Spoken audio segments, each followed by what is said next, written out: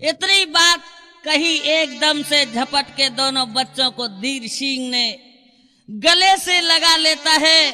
कहा बेटा मैं अब ऐसा नहीं होने दूंगा, मैं तुम्हारी खातिर में अपनी जान लड़ा दूंगा। ए जल्लादो चलो वापस। वहां से पिताजी के पास चल दिए और वहां जाकर के धीर सिंह दरबार में पहुंचा। कहा भैया प्रणाम, खुश रहो। कौन? धीर सिंह। हाँ भैया। तुम कैसे आए? इनको तुम ही लाए हो? भैया ऐसा इन बच्चों ने कौन सा काम किया है जो कि उन्हें सूली का हुक्म दे दिया? अरे वो धीर सिंह, इन पापी से तुम अलग हो जाओ। इन्होंने अपनी मौसी की इज्जत पर रात्रि के 12 बजे हमला किया है इस रूप कुमार ने, इसलिए सजा तो मिलनी चाहिए।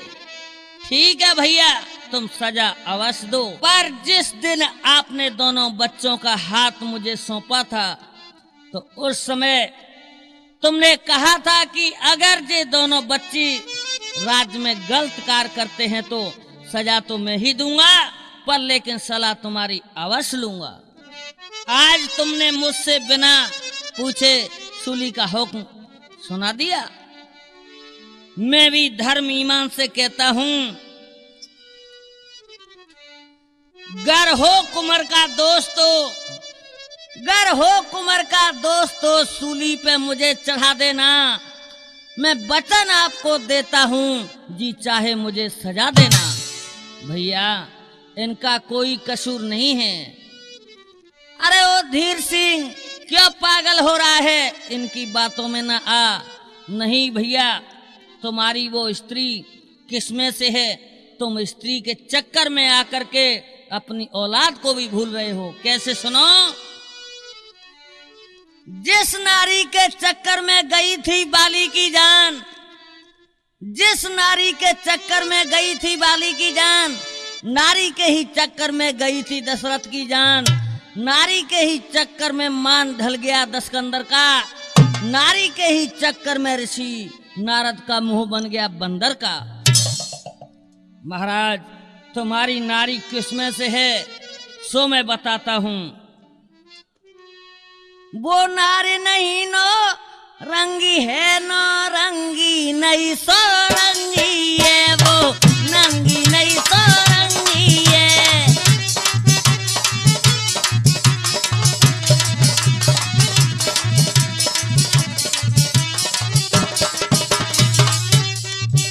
वो नारी नहीं नो रंगी है, नो रंगी नहीं सो रंगी है, नो रंगी नहीं सो रंगी है।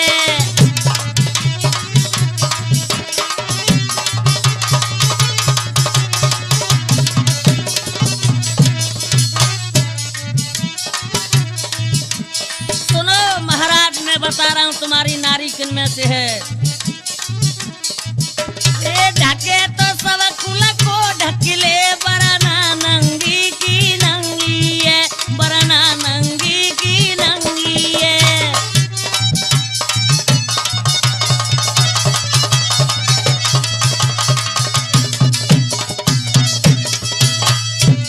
इतनी बात कही एकदम से गुस्सा में छा जाते कहने लगे, अरे ओ धीर सिंह क्या बकता है? अरे मेरी रानी तो सती अनसुईया से भी बढ़कर के है। भाई साहब क्यों अपनी गंदी जबान पर इस पवित्र नारी का नाम लाते हो? आज कहने लगे हैं मैं दोनों बच्चों की झोली पसार के भीख मांगता हूं। मैं इस झोली में नफरत भरी ठोकर मारता हूं।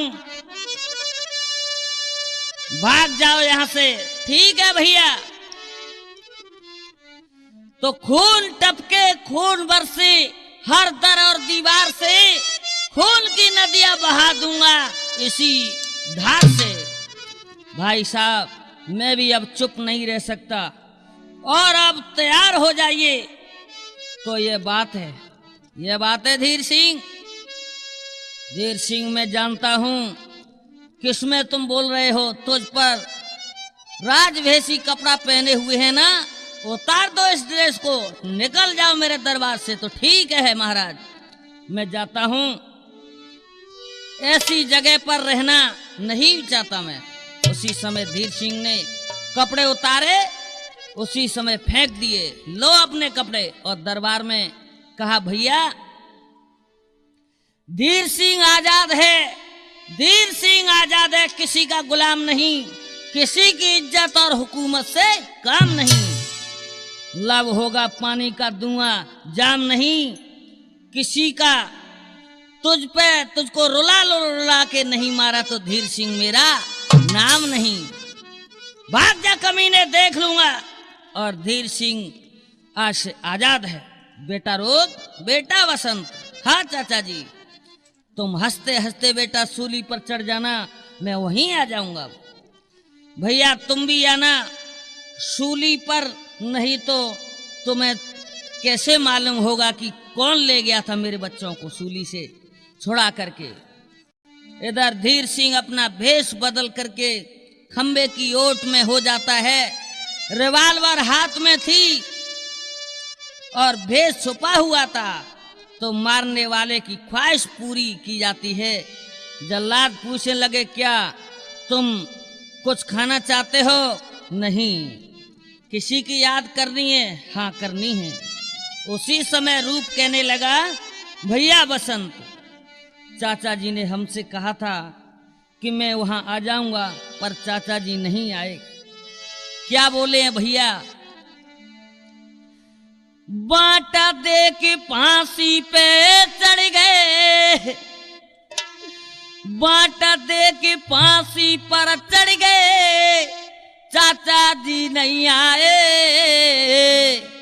तेरी फिक्र में त्यार खड़े हम चंद्रसेन के जाए। भगवान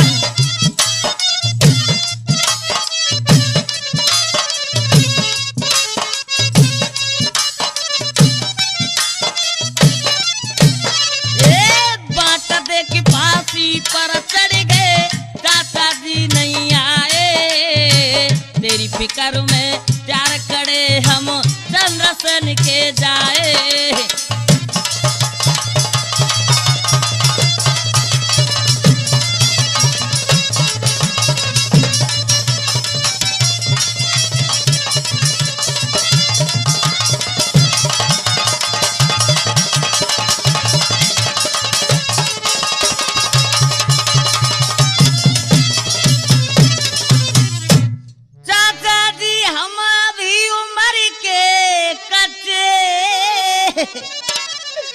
बचा लो बिना मैया के बच्चे, हे चाचा बचा लो बिना मैया के बच्चे, आकर प्राण बचाइयो चाचा मेरे, आकर प्राण बचाइयो चाचा मेरे, आके प्राण बचाइयो, तेरी फिक्र में त्यार करे हम चंद्रसेन के जाए।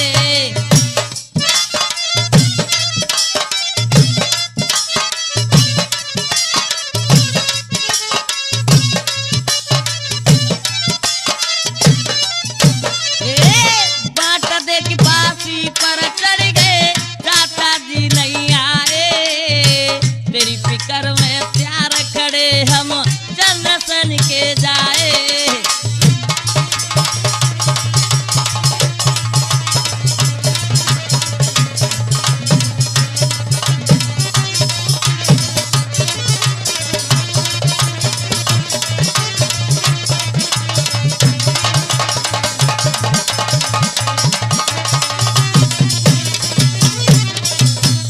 इधर दोनों बच्चे रो रहे हैं, उधर जब उनका समय समाप्त हुआ तो जल्लाद ने कहा, अरे भाई तैयार हो जाओ और मैं गिनती बोलता हूं, तुम फांसी दे देना, ठीक है? श्रोताओं गिनती बोल रहे हैं, 1 2 3 हैं? यह क्या आज तलवार क्यों नहीं उठती है? हाथ क्यों कांप रहे हैं? जल्लाद कहने लगा, मालूम होता है इसमें कुछ फितूर है, भैया रूप बेकसूर है। भैया मुझे तो मालूम होता है भैया रूप बेकसूर है। इसलिए मुझसे तलवार नहीं उठ रही। आप तलवार लो, मैं गिनती बोलता हूं। ठीक है, इधर गिनती बोलते हैं। इधर धीर सिंह क्या करता है, इधर गिनती बोल रहे हैं 1 2 3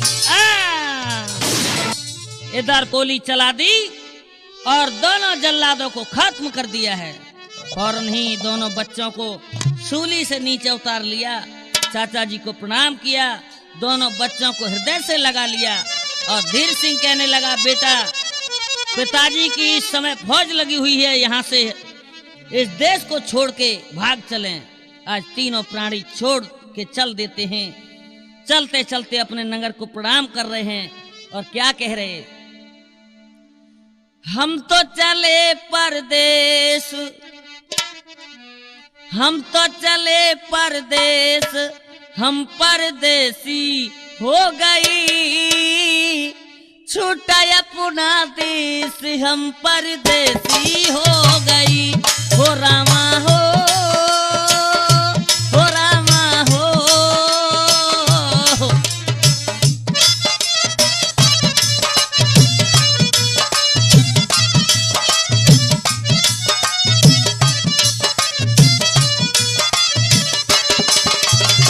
हम तो चली परदेश, हम परदेसी हो गई, छूटा अपना देश, हम परदेसी हो गई। हो रामा हो रामा हो।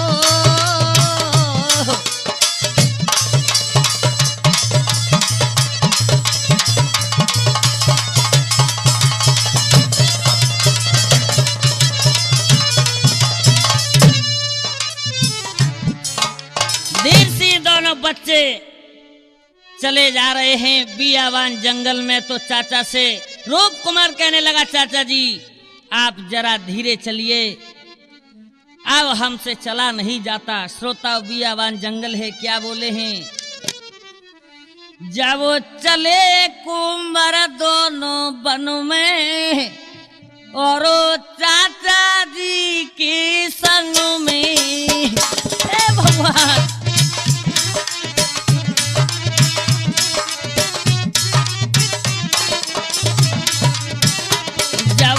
चले कुमार दोनों वन में और चाचा जी के संग में।